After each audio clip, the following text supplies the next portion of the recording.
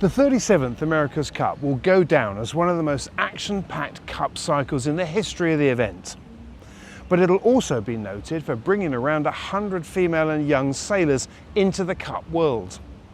In more than 170 years, this has never happened before, at least not on this scale. On top of this, in preparation for the Women and Youth America's Cup events, this new generation of high-performance sailors demonstrated at some of the preliminary events and in training how they could compete head-to-head with the main teams and their more experienced sailors. It was an eye-opener for all.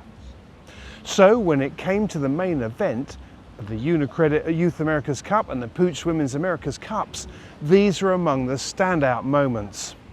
In both cases, the racing was close, intense, and at times extremely challenging, thanks to some punchy conditions. And while the battles to win the trophies were hard fought, the real winner was the sport that has seen a big step forward in two key areas: women and youth.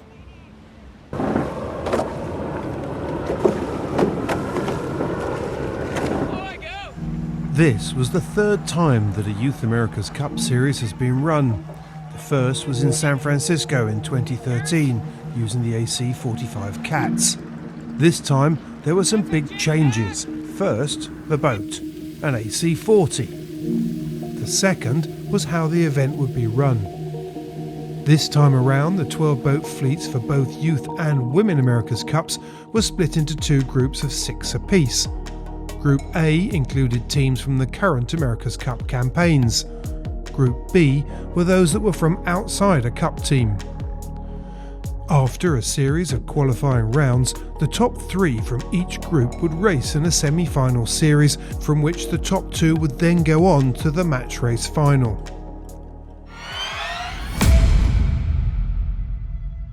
First up in the Unicredit Youth America's Cup was Group B, where the Swedish youth team dominated the qualifiers in this group, followed by the Spanish and the Australians.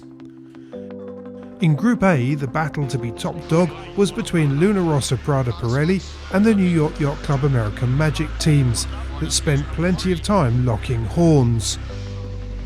Slipping into third when the cut was made was the British Athena Pathway team.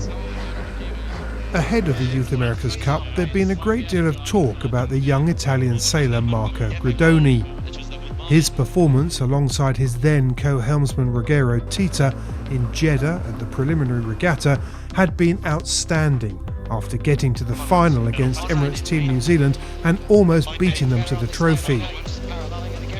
Now at the youth event, all eyes were on him and his new helmsman Gianluigi Ugolini.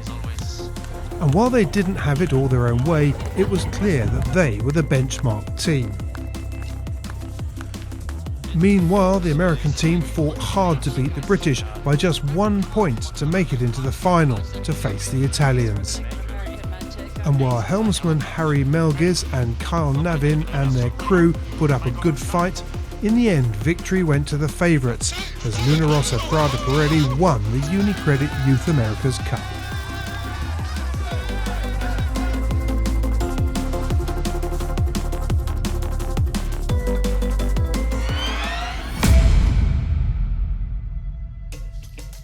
The 5th of October was a huge day as the Puig Women's America's Cup got underway. Never before in the 173-year history of the Cup had there been an event aimed solely at women, and this was it, and its significance wasn't lost on anybody. But with so many accomplished female sailors, many of them coming from high-performance foiling boats, and now with a boat that didn't require the typically huge demands of a traditional cup boat, this was the time for things to change. As with the youth event, the women also had a full range of weather conditions, which made for some very close, nerve-wracking racing.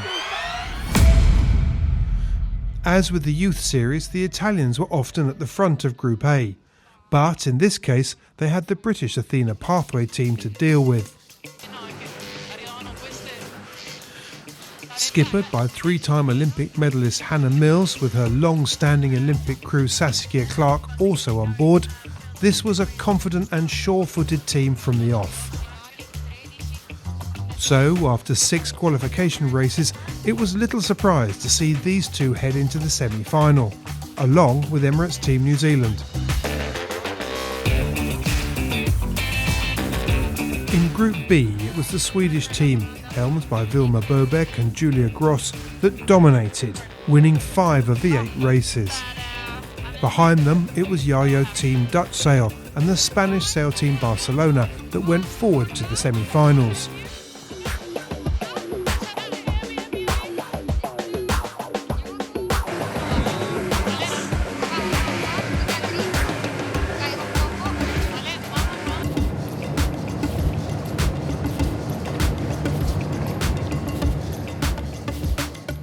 For the first 3 races of the semi-finals, it looked like a pattern had emerged, with the Italians and British consistently at the front of the fleet, with appearances from the Spanish, Swedes and Kiwis taking turns to join them.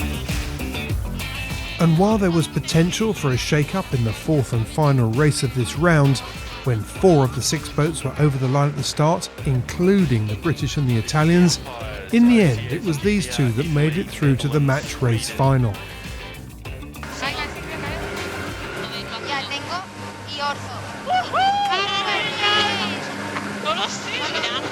Holding this angle for a moment. I'm going to come up to this now. Nice work, guys. Holy smokes. That was stressful.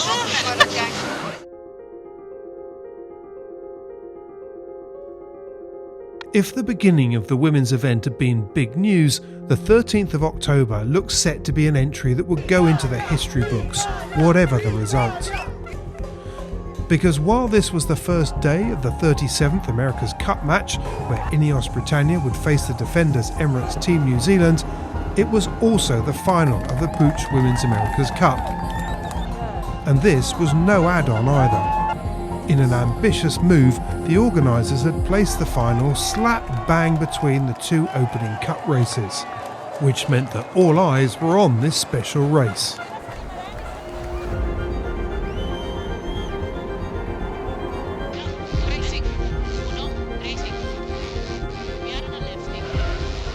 From the start, there was very little between them, but the Italians squeezed out a tiny advantage early on, which they managed to keep for the first lap.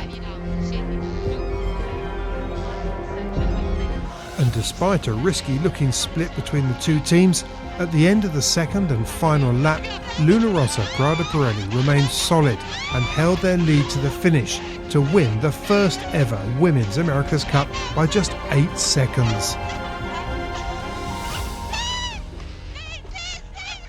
Speechless. It's such an it's just an immense joy, really. We've worked so hard, and I don't know, yeah, with the boys helping us all the time. Yeah, we're so happy to match their win and be champions. I guess we cannot believe it.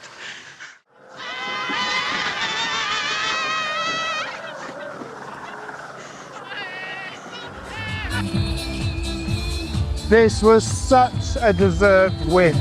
Luna Rossa Prada Pirelli were the standout team throughout this event, and their celebrations are well deserved. But this event was about much more than winning, and the fascinating thing is that all the teams knew it. They kept saying it all the way through. This is the future for the America's Cup. At least that's what a lot of people are hoping.